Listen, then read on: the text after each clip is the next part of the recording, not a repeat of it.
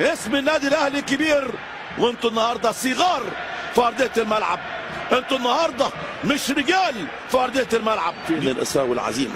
فين روح فليله النادي الاهلي؟ قولوا لهم، عرفوهم، قول لهم يا تريكه، قول لهم يا صخره، قول لهم يا عماد يا متعب، قول لهم يا شادي محمد، قول لهم يا احمد يا شوبير، قول لهم يا حسام غالي، قول لهم اسم النادي الاهلي كبير، وعيب هذا الكلام، وعيب عليكم هذه المباراه يا جدعان، عيب يا جدعان.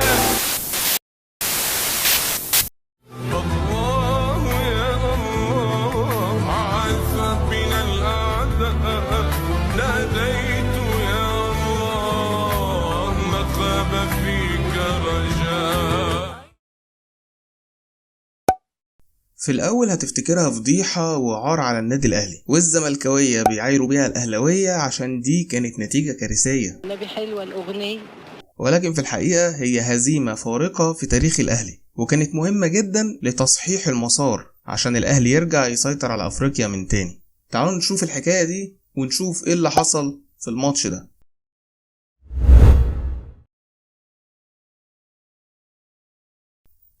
المباراة كانت في دور ربع النهائي من دوري أبطال أفريقيا 2019، وأكيد فاكرين إن الأهلي كان بيمر فترة صعبة جدا وعدم استقرار والدنيا بايظة.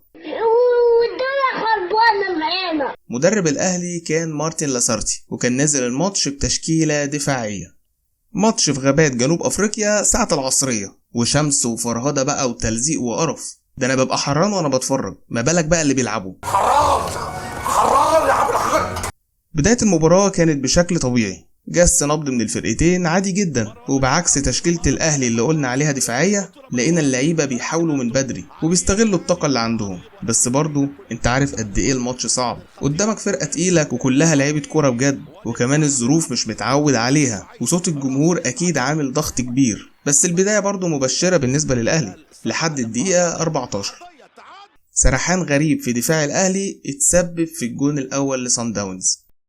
سيرينو على شمال منطقة خطورة، لانجرمان محاولة بعرضية، والهدف الأول في المباراة. الهدف الأول في المباراة بقدم المهاجم الهداف، وهو اللاعب إزواني. اللاعب إزواني هدفه من نجمهم يسجل الآن الهدف الأول من. طب ماشي، غلطة وممكن تحصل، نركز في اللي جاي ولسه بدري يعني. وانت برضه يا شناوي اتكلم معاهم، طيب شجعهم، انده عليهم، اعمل اي حاجه كده. مش اي حاجه. بعد كده لقيت الدنيا خلاص. اكلم ايمن، اكلم ياسر، اكلم ساعتها كان هاني، اكلم علول، مش حد بيرد. بيردوش. ده ايه الاطرش اللي بره اللي ما بيردش ده؟ طب لحد كده ممكن نقول عادي، خيرها في غيرها، ونركز بس ونحاول نتعادل ان شاء الله. يا دي النيلة، انتوا بتعملوا ايه؟ وفي الدقيقة 24 يعني بعد 10 دقايق بس من الجون الاول، صن داونز بيسجلوا الجون التاني بسهولة قوي. بالباك الشمال لانجرمان، عرضية بتاخد طول التعدي، والهدف الثاني. والهدف الثاني، الهدف الثاني بقدم اللاعب واين ارنسي رقم 6 يسجل هدف ثاني. بس المرة دي مش سرحان في الدفاع بس، لا ده استهبال، ده تسيب، ده استهتار. انتوا شكلكم ما اتدربتوش قبل الماتش ولا ايه حكايتكم بالظبط؟ طب نركز بقى ونبدأ نضغط ونحاول، يمكن نقدر نعوض.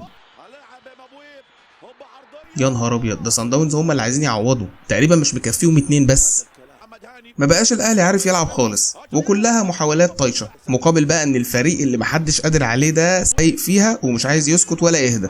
وواضح ان الاهلي لازم ينهي الشوط الاول كده، وبين الشوطين بقى يحاولوا يظبطوا نفسهم عشان الموضوع ما يتحولش لنتيجه كارثيه. اسوأ شوط للنادي الاهلي. الان عرضيه خطيره في القائم، يا الله يا الله يا الله، ربنا يسترها وتعدي المباراة على خير اليوم أعزائي المشاهدين. استلام خطورة، تصويبة في القائم وتعدي لمبويب، مبوي على الدفات، تصويبه قويه على اليمين، يا الله يا الله تصويبه والهجمه علي باصه حلوه خطيره، تصويبه صده اليمين محمد هاني وجمله رائعه، هوب عرضيه. وفي اخر ثواني الشوط الاول الاهلي كان قريب وهيسجل بس ما فيش نصيب. العرضيه والراسيه والهدف جول مش ممكن، دي تلعب بره. والحمد لله الشوط بيخلص على كده. لاسارتي بقى لازم يرتب اوراقه عشان ينقذ الموقف. لازم في الشوط الثاني اللعيبه تنزل تاكل النجيله، لازم الاهلي يرجع وما يقبلش بالهزيمه ويكون ليه رد على الهدفين اللي دخلوا دول. لازم الاهلي يبقى شكل تاني في الشوط الثاني. كده اداء الشوط الاول كان شوط بلا روح مع عرضيه خطيره تألق يمسكها مره ثانيه. هو ضربه جزاء، هو ضربه جزاء للسان داونز. ده في الدقيقه الاولى، ده في الثانيه 20، ده في الثانيه 20 ضربه جزاء لسان داونز والهدف الثالث. برضه ناسيمنتو وحطها جميله على يمين الحارس محمد الشناوي. 3 سان داونز. كده خلاص بقى هي خربت ومفيش اي امل للعوده. كل المطلوب دلوقتي الحفاظ على النتيجه ويا ريت ما تزيدش. بس الفريق كان في وادي تاني خالص وحرفيا الشناوي كان بيحارب لوحده رغم غلطاته، بس هو شال كتير في الماتش ده ولولا كان الموضوع هيبقى اصعب على فكره. تصويبه ممتاز حارس مرمى ممتاز محمد الشناوي. لا والله ده انا فخور بيك جدا، ده انت استحملت ضربه ما يستحملوش 100 راجل. وطبعا فريق سان داونز ركبته روح البرازيل 2002 وقعدوا يقسموا لحد ما جابوا الجون الرابع كمان. لا بقول لك ايه الطور الهايج اللي معانا ده. بص بلاش سرعه البديهه اللي عندك ديت. تعدي منطقه خطوره مع عرضيه بره تترد وهدف. هدف رابع لسان داونز في الدقيقه 61 من نهايه المباراه. والدفاع ما كانش هنا خالص. اي حد عايز يروح على الشناوي يتفضل يروح، ده كان ناقص الدفاع ياخده ويوصله كمان. يا عم عدي اسم النادي الاهلي كبير وانتوا النهارده صغار في ارضيه الملعب. انتوا النهارده مش رجال في ارضيه الملعب. فين الاصرار والعزيمه؟ فين روح فليله النادي الاهلي؟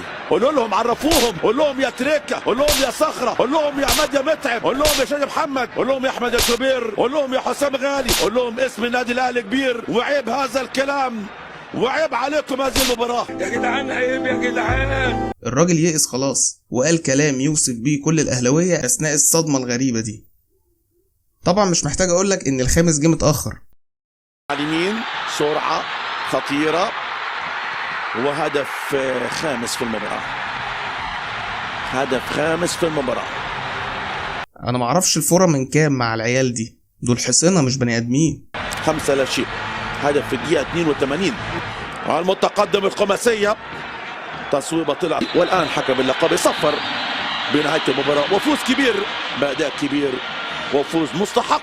هو ايه اللي حصل فعلا في الماتش ده؟ اللي حصل احنا مش فاهمينه لحد النهارده، لكن هو اسوأ ماتش في تاريخ الاهلي وكارثه صعب جدا حد كان يتوقعها. لكن مهما كنت فريق عظيم الكرة ملهاش كبير، والهزيمه التاريخيه دي معظم الاهلاويه بيعتبروها هي وش الخير، وهي كانت السبب ان الاهلي ياخد افريقيا 2 ورا بعض. عشان كده ما تلاقيش في اهلاوي بيزعل قوي لما بيفتكر الكارثه دي. لا، ما احنا بعدها كنا ابطال القاره عادي، ايه المشكله يعني؟ الهزيمه دي فوقتنا وخلت الاهلي يراجع حساباته ويصحح المسار من تاني، وبقت حافز كبير للفوز باللقب بعد كده. التاريخ هو اللي يشهد بقى.